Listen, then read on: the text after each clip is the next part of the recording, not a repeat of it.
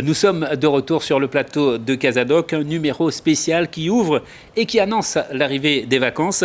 Des vacances, oui, mais chez nous, ici, en Guyane, explications, démonstrations et propositions de bon plan avec nos invités. Linda Donatien, directrice de l'OTCL, Hugo Joseph, responsable commercial et marketing de l'Otis, et Nancy Martin, directrice de l'OTOG. Alors, pour commencer, j'aimerais avoir votre avis sur le trek qu'on vient de voir dans ce documentaire.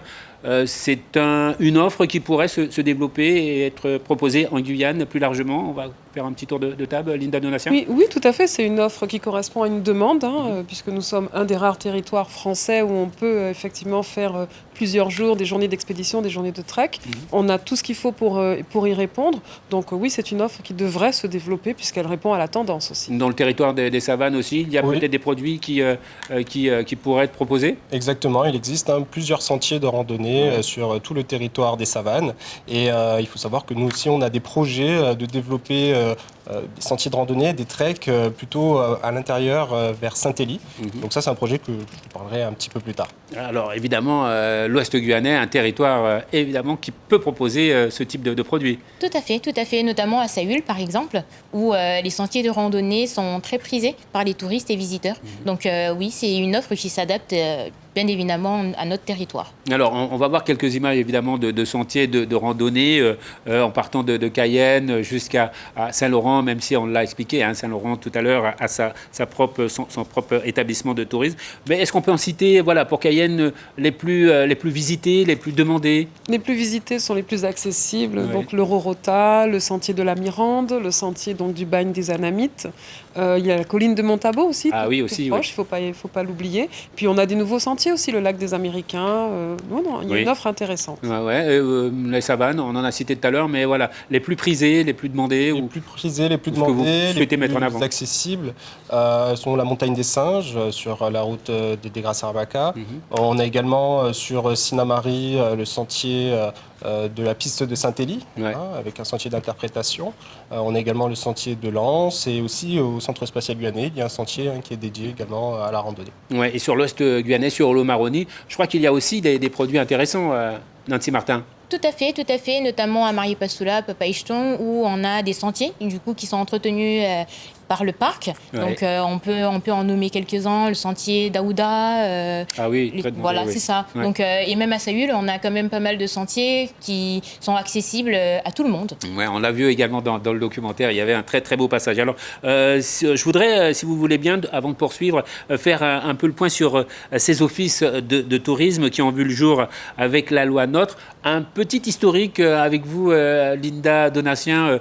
Qu'est-ce qui fait aujourd'hui? Alors, je crois que c'était depuis janvier 2017, c'est ça? Oui, 2017, la loi NOTRe 2017, mais réellement effectif, on va dire 2018-2019 pour notre territoire. En fait, le tourisme est une compétence partagée, donc entre la région, le comité du tourisme, par exemple, et puis l'échelon un petit peu communal. Et donc, ce qui a été transféré donc, aux communautés de communes ou aux communautés d'agglomération, c'est la compétence de la promotion. Et donc, du coup, les communautés de communes ont créé donc, des offices de tourisme pour assurer la promotion de l'ensemble du territoire communautaire. Donc, comme l'ont dit mes collègues, on représente en fait sur un seul office de tourisme la compétence promotion, donc l'accueil, l'information et la promotion pour les communes de notre territoire. Voilà, je suppose, Hugo Joseph et Nancy Martin, que vous travaillez tout de même avec les autres partenaires, que sont les communes et le CTG, entre autres. Exactement, oui. Quel type de projet, par exemple, sur lequel vous êtes en collaboration avec soit les communes ou soit le CTG, Nancy Martin, puis on reviendra vers vous. Alors aujourd'hui, on est typiquement sur un projet comme celui de la Carouanie à Mana, où la commune mobilise l'office de tourisme, mais également d'autres partenaires, à savoir le comité. On a également des projets où l'intercommunalité est sollicitée, donc sur Grand Sentier avec la réhabilitation du carbet de passage. Donc on a quand même pas mal de projets sur les territoires de l'Ouest qui aujourd'hui sont en train d'être travaillés avec différents partenaires. Quelles sont les missions? Donc on l'a abordé avec Madame Donatien, mais les missions précises, alors vous au niveau des savanes, qu'est-ce que vous mettez en place pour justement développer cette compétence? Alors effectivement, jusqu'à aujourd'hui, principalement nos missions, c'est sur l'accueil et la promotion des différents acteurs du tourisme. Et là, actuellement, on travaille sur des projets qui ont commencé juste avant le Covid, sur des packages touristiques que l'Office du tourisme opère directement en collaboration avec les acteurs qui sont présents sur le territoire des Savanes. Et on travaille également sur une refonte un petit peu des offices de tourisme au niveau de l'accueil, puisqu'on peut se rendre compte qu'au niveau de l'accueil physique des touristes, il y en a de moins en moins, dû à Internet. Et donc, on est en train de revoir l'attractivité des offices de tourisme en revoyant une activité dans ces offices par exemple, la conception de petits musées. Donc voilà, sur les types de projets qu'on travaille avec les communes, avec la communauté, également avec le comité du tourisme, on travaille plutôt sur des projets de promotion de la destination Guyane, où par moment, ils nous demandent de pouvoir travailler avec eux, avec les influenceurs. Des influenceurs qui viennent, c'est ça. Donc dernièrement et en ce moment même, on peut voir un influenceur qui crée des vidéos sur la promotion de la Guyane. Et donc nous, on est là pour être facilitateur également avec les acteurs et proposer différents angles de promotion de nos territoires. Ouais, pour le territoire de la CACL, comment se décline justement cette mission? Quels sont les axes que vous priorisez? Alors, pour l'instant, nous avons essentiellement priorisé le tourisme domestique, essayer de faire des Guyanais des ambassadeurs, donc rendre accessible notre offre touristique, montrer que le territoire est accessible, qu'il y a énormément de choses à faire, afin que demain, justement, quand les Guyanais vont recevoir leurs parents, leurs amis, leurs collègues de métropole ou d'ailleurs, ils ne diront plus il n'y a rien à faire en Guyane, ils auront toute une offre. Donc nous avons essentiellement axé sur un programme qui s'appelle Connaître nos pays, et à l'intérieur de ce programme, nous avons décliné une partie importante qui est assez tendance ces jours-ci. Donc c'est tout ce qui concerne le terroir, donc de la terre à l'assiette, avec la marque Schwittess. Et là, on s'est rendu compte réellement qu'il y a un vrai impact. Ça parle aux gens. Alors peut-être qu'on a touché le ventre, c'est peut-être pour ça. Voilà, ça parle. Mais on sent que d'un côté, par les résultats, on voit effectivement que le Guyanais commence à prendre conscience du potentiel touristique. Et donc du coup, à travers justement les opérations de marketing d'influence avec des influenceurs, là on commence vraiment à sentir une fierté d'avoir sur le territoire une offre importante. Donc nous avons essentiellement axé notre activité sur ça. Puis le deuxième point qui a été vraiment une expérimentation, c'était donc la croisière, puisque nous avons souhaité vraiment exploiter, étant en charge de l'accueil touristique sur les îles du Salut. Nous voyons donc ces bateaux arriver et aucune activité, aucune excursion. Et donc nous avons travaillé pendant 3 années pour pouvoir faire venir plus de bateaux, plus de touristes. Et nous avons donc développé vraiment ce tourisme de croisière qui rentre dans le tourisme bleu. D'accord. Pour l'Ouest guyanais, quelles sont les orientations et les grands axes justement qui sont déployés et mis en place pour bien attirer les touristes, les locaux, évidemment les résidents?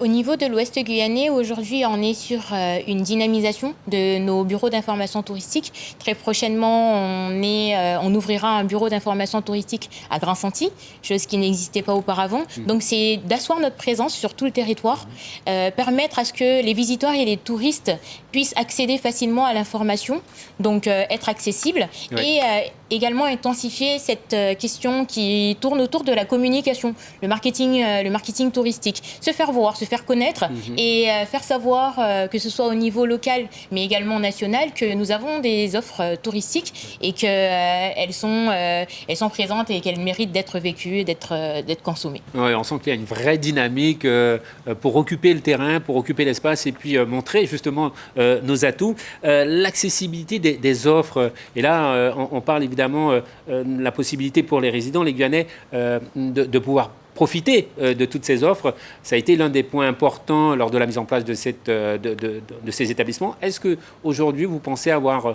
réussi sur ce plan-là ?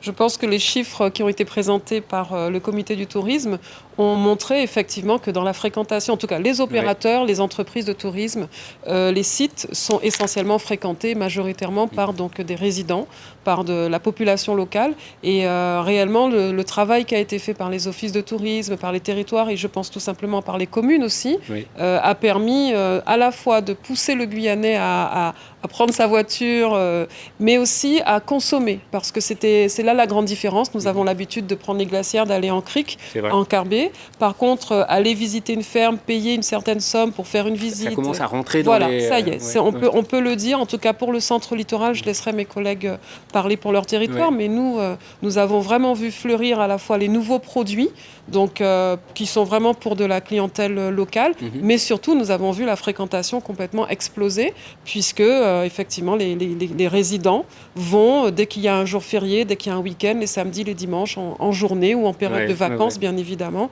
Ils vont visiter des fermes, ils vont dans des villages, ils vont sur des ateliers.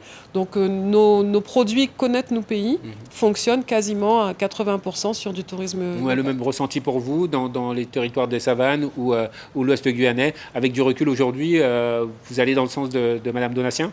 Oui, en effet, on peut voir effectivement que de plus en plus de locaux vraiment recherchent des activités à faire, du moins sur les territoires des savanes. On se rend compte aussi que les différents événements que les communes créent vraiment une attractivité.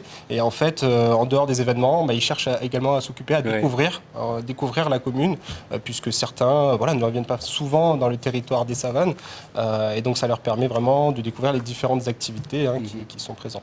Est-ce que ça veut dire, Nancy Martin, que les retours aussi des opérateurs avec qui vous travaillez, et puis aussi on parlait des résidents, sont de bon augure? Vous avez aussi ce retour qui vous permet aussi de dire que ça fait avancer les choses et on travaille quand même pour le territoire? Tout à fait. Comme disaient mes collègues, aujourd'hui, on constate qu'il y a un réel engouement pour l'offre locale et notamment pour la population locale et qui est en recherche de reconnexion avec sa culture, avec ses valeurs. Donc, tout ce qui a été dit par mes collègues, je valide. Et même sur le territoire de l'Ouest guyanais, on constate que les gens sont à la recherche de journées immersives, de connaître, ne serait-ce que connaître les cultures et les traditions de notre territoire. Alors, les habitants, les résidents, on l'a abordé, un des éléments pris en compte dans l'étude réalisée par le CTG de janvier à décembre 2024 et dévoilée il n'y a pas très longtemps, au mois de mars dernier. Une étude qui confirme effectivement que les Guyanais sont les premiers et véritables ambassadeurs de la destination Guyane. Les résidents sont au cœur, visiblement, de votre cœur de cible pour vous. Est-ce à dire que ce résultat conforte justement votre travail que vous faites au quotidien? Vous avez aussi ce sentiment de... Bien sûr, de toutes les façons, dans l'organisation du tourisme, le comité du tourisme nous fixe, entre guillemets, les lignes directrices pour l'ensemble du territoire.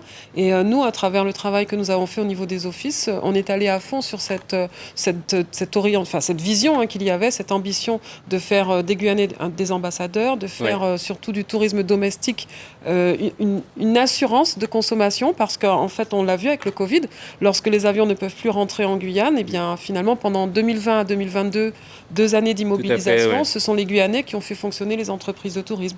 Donc oui, nos résultats, le travail des offices de tourisme a permis effectivement d'alimenter cette ambition qui est une ambition régionale. Ouais, dans cette enquête, l'écotourisme tire son épingle du jeu, avec une offre axée sur l'immersion en Amazonie. Les offices sont un acteur majeur, vous l'avez dit et répété depuis le début de cette émission, dans ce résultat. Comment cette immersion, par exemple, se concrétise, se matérialise dans le territoire des savanes et ensuite dans le territoire de l'Ouest guyanais? Cette immersion que vous proposez pour partager évidemment tous ces moments. Alors, il faut savoir qu'il y a quand même beaucoup d'acteurs qui ont des activités en immersion. La plupart des acteurs sont donc dans la forêt amazonienne. C'est vrai que nous, dans les territoires des savanes, on a 2 types de paysages, enfin même voire 3 types de paysages, avec le littoral, l'océan, les savanes et la forêt amazonienne, sachant que notre territoire est composé quand même à plus de 90% de la forêt amazonienne. Et donc, on a beaucoup d'acteurs et on se rend compte qu'effectivement, dans la tendance actuelle, ce que recherchent les touristes, c'est vraiment une reconnexion, une immersion avec la nature, mais sous différents angles. Voilà, il y a vraiment des angles de bien-être, d'aventure, de reconnexion, et on se rend compte que ça évolue de plus en plus, et même au niveau des acteurs, beaucoup plus d'acteurs se créent de nouvelles activités dans ce domaine-là. Oui, le territoire de l'Ouest guyanais, un territoire riche de par ses communautés, de par les populations. Là aussi, l'immersion auprès de ces populations peut être un angle aussi majeur pour vous en termes d'offres. Tout à fait. Nous, dans l'Ouest guyanais, on a constaté que la plupart du temps, les offres qui fonctionnaient le mieux, c'était les offres qui étaient organisées en partenariat avec les prestataires locaux et qui proposaient une immersion totale dans la vie de tous les jours d'un habitant de l'Ouest. On peut prendre l'exemple d'Awala et Alimapo, où on a eu la possibilité de proposer une journée découverte à des touristes et à des visiteurs. Du coup, c'était relativement riche pour ces personnes-là. On a eu quand même de très bons retours et ce sont des choses que nous, on est amenés à dupliquer sur les autres communes du territoire. Vous faites plein de choses, hein, on se rend compte, mais est-ce que vous avez les moyens? Alors, quels sont les moyens justement dont vous disposez? Alors, vous allez me dire, c'est le nerf de la guerre, c'est l'argent, mais voilà. Quels sont les moyens dont vous disposez pour faire autant de travail, autant d'activités et autant de promotion de notre territoire? Je vais prêcher pour ma paroisse. Oui, chacun a la parole, oui. Nous dépendons donc de la CACL. Bien sûr, oui. Nous recevons une dotation. Cette dotation, elle comprend à la fois le personnel, parce que comme vous l'avez dit, il faut du personnel, et puis aussi tout ce qui va être des dépenses de marketing. Oui. Ça, c'est un des plus gros postes. Ouais. Ah oui, c'est un des très gros postes, parce que pour faire des actions, pour faire de l'événementiel, pour faire de la promotion, pour se déplacer sur des salons extérieurs, ça demande des budgets assez importants. Ça demande une très grosse organisation, ça demande des locaux, ça demande du stockage de matériel. Donc budgétairement, c'est vrai qu'on n'en a pas suffisamment, c'est clair. Il nous faut aller chercher toujours plus. Mais aujourd'hui, en tout cas au niveau de l'office de la CACL, je dirais que c'est essentiellement pour assurer notre maintien dans les nouvelles tendances qu'il nous faudrait plus de budget. Mais sinon, globalement, on a une bonne taxe de séjour. Oui, j'ai oublié de parler de la taxe de séjour, puisque donc les touristes locaux participent, nous, à une hauteur assez importante, à un volume assez important financièrement qui est apporté directement par la taxe que payent les touristes directement sur les hôtels. Et ça nous finance énormément d'actions et des investissements. Vous aussi, peut-être la même problématique, ces moyens, vous êtes dans le même cas? Oui, on est un petit peu dans le même cas et c'est pour ça donc on a quand même un soutien financier de la communauté des communes et des différentes communes. Nous, on travaille également en relation directe avec les acteurs afin de développer des activités, des packages qui vont commencer cet été avec de l'immersion dans les différentes communes. On ne va pas dévoiler les bons plans tout de suite. On laisse le meilleur pour la fin. Exactement. Et donc nous avons donc ces différents lieux sur Purou, Irakubo et Sinamari principalement, où on a vraiment le soutien quand même des communes pour mettre en valeur ces communes et créer des projets dont je vous ai parlé tout à l'heure. L'Ouest guyanais, alors c'est plusieurs antennes. La prochaine antenne verra le jour à Consentis, c'est ça, vous le disiez. Donc ça fait des moyens. Est-ce que ça va pour vous? Alors, comme disaient mes collègues, il n'y en aura jamais assez parce que les projets sont toujours nombreux, parce que notre territoire on en a besoin. Aujourd'hui, nous, on est soutenus par la CCOG qui nous octroie une subvention annuelle. On a également la possibilité, et c'est ce que l'on fait parce qu'on est immatriculé auprès d'Atout France. Donc, cela nous permet de pouvoir commercialiser un certain nombre de produits et de services qui viennent compléter, du coup, notre subvention. Malheureusement, on n'a pas la taxe de séjour comme sur le centre littoral, mais pour le moment, ça va. Pour avoir une idée, l'équipe de l'Ouest, c'est combien de personnes? Aujourd'hui, l'équipe est composée de 10 personnes, bientôt 11, avec notre nouvelle antenne à Grand-Senti. Super. Les Savanes? Et nous, on est 6 personnes. 6 personnes. Et Cayenne? Mais nous, on est 9. Ah bon, l'Ouest... Je me permets de vous rectifier. Le centre littoral. Pardon, le centre littoral, évidemment. Non, nous sommes 9 et voilà. Et nous devrions recruter. Alors, je suppose que vos équipes sont en ordre de marche à l'approche de cette période estivale. Comment on se prépare? On a envie de vivre de l'intérieur. Ce moment qui arrive pour vous. Comment ça se passe? La demande va exploser, je suppose. Oui, la demande va exploser pour le tourisme local. Donc, on mobilise déjà les opérateurs, on se met en ordre de marche, on organise toutes les activités, il faut faire une programmation, il faut bloquer les lieux, il faut tout organiser. Et ensuite, on va balancer, d'ici le mois de juin, fin juin, on va balancer les offres d'activités, donc avec ce qu'on appelle le programme KNP, le programme Connaître nos pays. Donc en général, plusieurs activités par semaine sur les 6 communes du territoire. Ouais, vous êtes fin prêt également dans les savanes et dans l'Ouest guyanais? On est en pleine préparation aussi sur toute la stratégie de communication à mettre en place afin de divulguer vraiment les informations à tout le monde et également de travailler directement avec les acteurs locaux pour préparer au mieux les différentes activités qui vont arriver. Ouais, le top départ pour l'Ouest guyanais, ce sera quand pour cette période estivale 2025? On se donne rendez-vous au Jeu à Loukou, à Papalton, très gros moment, ça, du 4 au 6 juillet, si je ne me trompe pas. Oui, c'est ça. Ça va être le lancement, on va dire, de cette campagne, de cette saison pour l'Ouest guyanais? C'est ça, tout à fait. Alors maintenant, je pense que c'est le moment opportun de tout donner pour vendre votre territoire. Je vous propose de passer en revue les avantages, les points forts du territoire du centre littoral, du territoire des savanes et du territoire de l'Ouest guyanais. On va commencer d'ailleurs avec l'Ouest guyanais.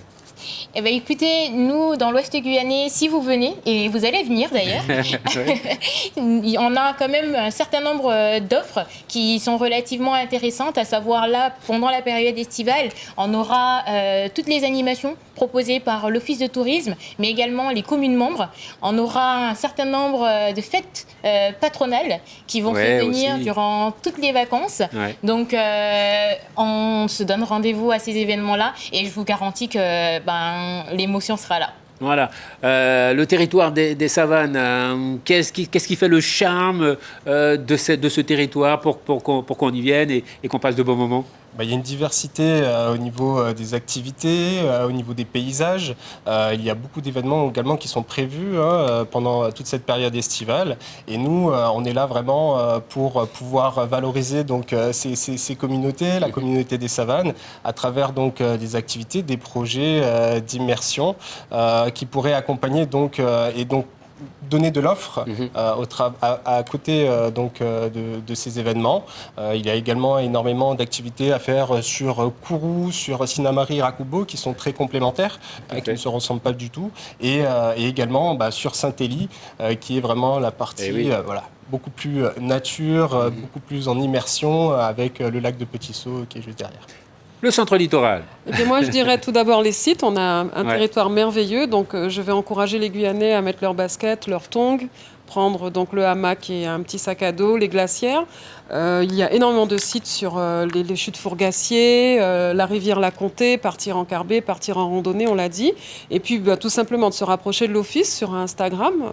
Nous allons diffuser le programme donc, d'activités, Connaître nos pays, et le programme Chouites. Donc, parce que comme je l'ai dit, l'une des meilleures façons de découvrir un territoire, c'est de suivre de la terre à l'assiette. Et essentiellement, c'est vraiment pousser les Guyanais à démarrer la voiture ou simplement regarder dans les villes. Il y a énormément de choses à voir, à découvrir. Et comme l'ont dit les collègues, que ce soit dans les communes, sur les sites, les musées, les écomusées, et puis donc les offices, nous sommes ouverts. En tout cas, nous sommes ouverts et en poussant la porte, on leur remettra le programme. Alors justement, le contact, l'accueil, vous parliez de cela, c'est un point important dans vos missions. Et est-ce qu'il y a un numéro de téléphone ou comment faire pour rentrer en contact avec vous le plus simplement du monde, le plus facilement? Nous, c'est simple, c'est le 0694 448 800 d'un côté, et puis sinon Instagram, ça marche bien. Voilà. Les savanes, pareil, un numéro, et puis peut-être aussi les réseaux sociaux. Voilà, exactement. Donc le numéro de téléphone, c'est 05 94 32 60 77, qui est le numéro des offices de tourisme. Et on a également Kiss des Savanes, on peut nous retrouver sur Facebook et Instagram. Et Savane de Guyane également, qui est du coup la destination savane. C'est autour du territoire de l'Ouest guyanais.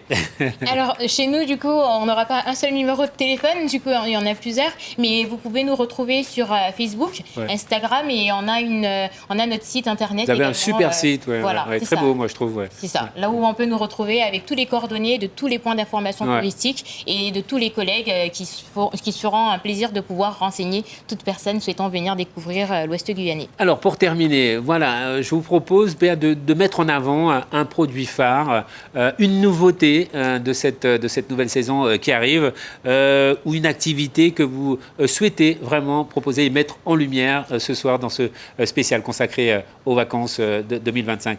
Le Centre Littoral, s'il y avait quelque chose, voilà. Je dirais retrouver un peu ses racines sur notamment la culture créole. Ouais. Voilà, ce sont toutes les activités qui vont tourner autour de la culture créole ou la culture des afro-descendants.